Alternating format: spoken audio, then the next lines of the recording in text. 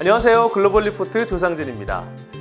병원, 수술, 사람들이 두려워하는 단어들이죠. 아플까봐 두렵고 걱정되는 마음에 치료를 미루다 오히려 병을 키우는 사람들이 많다고 하는데요.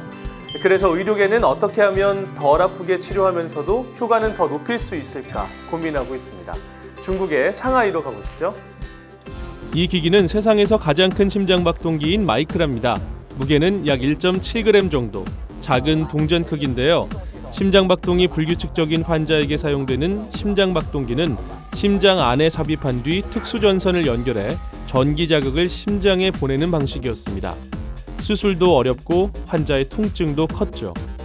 하지만 마이크라는 전선을 없애 통증은 줄이고 효과는 극대화했습니다. 它静悄悄地在你体内工作。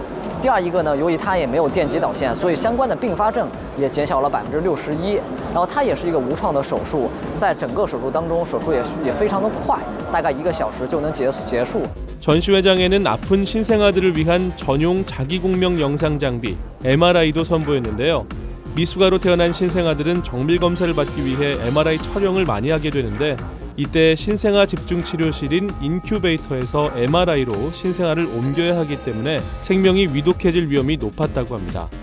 이런 위험을 막고자 인큐베이터 기능과 MRI 촬영 기능을 동시에 갖춘 기기가 개발된 것인데요. 기대 수명 100세 시대, 이런 첨단 의료기기의 역할이 앞으로 더욱 중요하지 않을까요? 역사적인 유물이나 기록들은 우리 인류가 걸어온 길을 들여다볼 수 있게 해준다는 점에서 인류가 보존하고 기록한 일기장과도 같습니다. 이 소중한 인류의 자산이 테러리스트들에 의해 소실될 뻔한 일이 있었는데요. 다시 세상의 빛을 보게 됐습니다. 영국 대영박물관으로 함께 가보시죠. 석판 위에 새겨진 조각 작품들, 기원전 1700년경 메소포타미아 지역에서 번성했던 아시리아 아슈르바니팔 왕의 유물들입니다. 가장 유명한 작품은 아슈르바니팔 왕의 사자 사냥을 다룬 일련의 부조입니다. 사자의 목을 한 손으로 움켜쥐고 있는 왕의 모습은 맹수를 지배할 수 있다는 왕의 강력한 힘을 표현하고 있습니다. 이렇게 용맹스러움을 뽐냈던 아슈르바니팔 왕, 학문의 중요함도 누구보다 강조했는데요. So he was very proud of his scholarship, and on these reliefs where you see him hunting lions, he's shown with a writing stylus tucked into his belt. 군사 문화적으로 최전성기를 구가했던 아슈르바니팔 왕은 최초의 체계적인 도서관을 세운 것으로도 유명합니다. 하지만 이 귀한 유물들 엄청난 순환을 겪게 되는데 2015년 이슬람 극단주의 무장단체 IS가 우상 숭배라는 이유로 유물을 부수고 파괴한 것입니다. Sites like Nineveh, the capital city of Ashurbanipal, we reckon about 60% of the excavated remains have been destroyed. In Nimrud, the other royal capital, it's as high as 80%.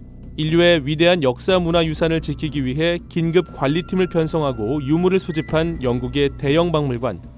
역사 유물을 잘 보존해 후대에 전하는 것이 우리의 책무라는 것을 일깨워주고 있습니다.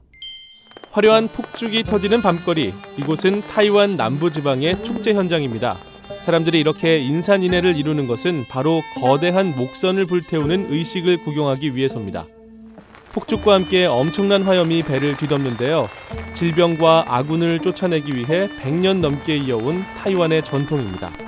90여 명이 넘는 자원봉사자들이 의식에 쓰일 거대한 배를 3개월에 걸쳐 제작했는데요. 타이완 목선 불태우기 축제, 올해는 10,000명이 넘는 사람들이 가족의 건강과 행운을 빌었습니다.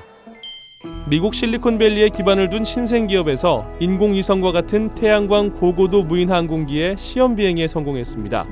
날개의 길이는 10m, 상업용 항공기보다 최대 2만 미터나 더 높은 고도에 도달할 수 있는 고고도 무인 항공기인데요. 비행 시간은 1년 정도입니다. 태양광 에너지를 이용하기 때문에 착륙 없이 계속 연료를 공급받을 수 있습니다. 또 실시간 정보 전달도 가능한데요. 극지방이나 사막 지역처럼 항공 기반 시설이 제한된 지역에서도 각종 정보 수집과 불법 활동 감시에 큰 역할을 할 것으로 기대되고 있습니다. 지금까지 글로벌 리포트 조상진이었습니다.